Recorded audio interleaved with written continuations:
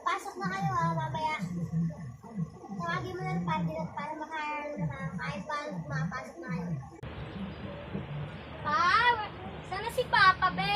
Andito na po si ate. Si Papa, be? Andito na po Wait lang, nag-ayos ako dito ng kotse natin. Sige. Sige.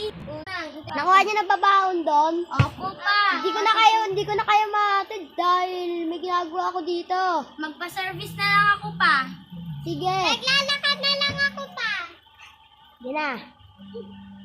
Yung klase, maglaro na ako ng Stop. ML. Ate, hilo ako. Ano nangyayari sa'yo?